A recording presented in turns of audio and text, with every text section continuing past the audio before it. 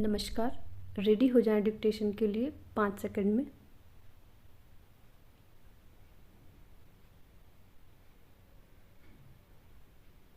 Start.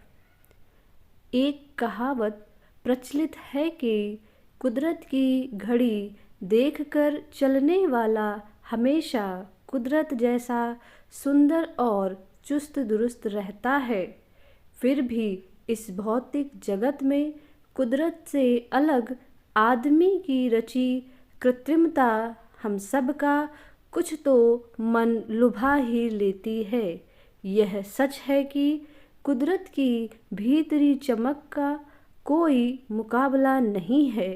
यह भौतिक जगत भले ही तेज बनकर अपनी मति और गति से चौंकाना चाह रहा है, लेकिन युगों से अपनी धुरी पर समान गति से घूमती धरती अनुशासन में रहने का वह संदेश प्रदान करती रही है जो एक सार्थक जीवन का सार है। अपने अंदर बहुतेरी जीवंतता समेटे हुए ऋतुचक्र हो या रात से बदलती सुबह, सभी अपने नियम से आते जाते हैं। नियम में थोड़ा सा भी बदलाव जीव जंतुओं के लिए विपदा का कारण बन जाता है। वार्षिक औसत वर्षा में 20% की कमी रह जाए तो अकाल पड़ने लग जाता है। ग्रीष्मकाल कम हो तो पेड़ पौधों का विकास अधूरा रह जाता है और ज़्यादा गर्मी हो जाए तो भी सब तरफ त्राहिमाम। कल्पना करना भी मुश्किल है कि सर्दी में भी गर्मी जारी रहे तो हिमनदों में जमी बर्फ पिघलकर समुद्र से जा मिले और फिर कितने थलचर जल समाधि लेने को मजबूर हो जाएं। इस सृष्टि में सब कुछ अपने आप नियम कर्म से घटित हो रहा है और माँ स्वरूपा प्रकृति हमको पैदा होने के साथ ही अनुशासन का पाठ पढ़ाना प्रारंभ कर देती हैं। यह हम पर निर्भर करता है कि हम इन पाठों को गहनता से ग्रहण करते हैं या लापरवाह विद्यार्थी की तरह सीखने से परहेज करते हैं। मुंह में दांत आना, बोलने में स्पष्टता, अपने पैरों पर चलना या समयानुसार शरीर में आने वाले बदलाव सब समय अनुशासन में बंधे हैं। जैसे सूर्य के चारों ओर घूमते सभी ग्रह अपनी धुरी और गति में स्थिरता बनाए रखते हैं, वैसे ही विभिन्न चक्र समेटे शरीर दिमाग रूपी सूर्य की ऊर्जा से हर प्राणी मात्र का जीवन आलोकित रहता है। कुछ क्षणों का जीवन जीने वाले जीव हों या कई बार शतायु से भी ज़्यादा जीवन जीने वाला मनुष्य, सब अपना नियमित जीवन जीने के लिए जन्म पाते हैं।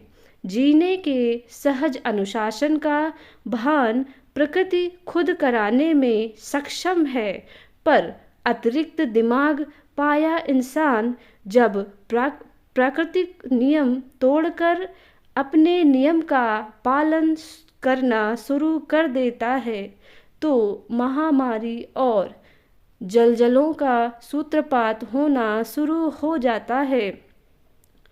कुछ समय के लिए अपनी रंगत बिखेरते पुष्प हों या देर तक खिले रहने वाले गुलाब, सभी अनुशासित लेकिन जब तक जियो खुलकर जियो का संदेश प्रसारित करते हैं।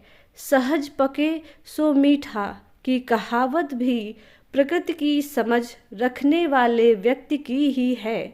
इंजेक्शन लगे सब्जी फल का स्वरूप रंग बदल देना प्रकृति के अनुशासन में दखल ही है और परिणाम स्वरूप इनका सेवन नई बीमारियों को जन्म देने के रूप में सामने आ रहा है। जीवन श्रृंखला को चलायमान रखने के लिए हर थलचर, नभचर और जलचर की 3 ही मूलभूत आवश्यकता हैं: भोजन, आश्रय और नवजीवन सृजन। एक परिवार को कुछ दिन पहले सुबह अपने कस्बे की सड़क पर घंटों खड़े होकर कुछ निहारते हुए देखा तो एक व्यक्ति ने अपनी मोटरसाइकिल चुपचाप एक खेत पर रोक ली और उन सब की हरकत पर नज़र रखने लगा। मगर उस समूह ने हाँफते हुए उसकी ओर आकर कहा, ओह दोस्त, यह क्या किया तुमने?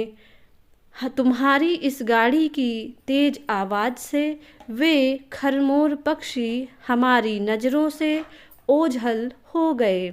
उस व्यक्ति से जवाब देते नहीं बन रहा था।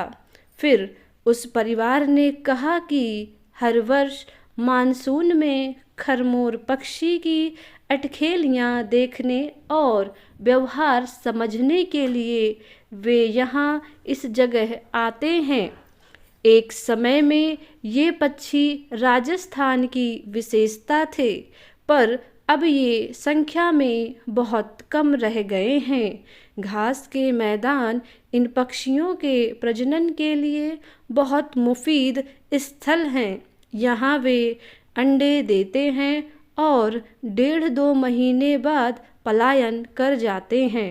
राजस्थान के इस इलाके में रहने वाले सजग लोगों को भी शायद इस पर ध्यान नहीं जा पाता है कि खरमोर यहाँ इस तरह आते हैं और जीवन तत्व हासिल कर चले जाते हैं। कहने का मतलब यह है कि जलचर और नभचर तो प्रकृति के नियम से बंधे अपने जीवन का निर्वाह कर ही लेते हैं। बस थलचर में मानव ही सबका स्वामी बनने के लालच में दूसरों के आश्रय में सेंधमारी कर बहुत सारे जीवों को जीने के अधिकार से वंचित करने पर तुला है। यह प्रकृति के अनुशासन में दखल है और घातक परिणामों में भागीदारी है।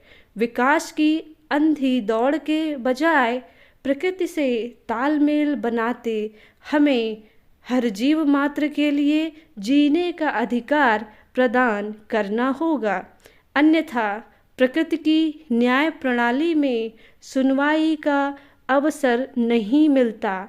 भूकंप, सुनामी, महामारी जैसे भयानक फैसले ही प्रसारित होते हैं।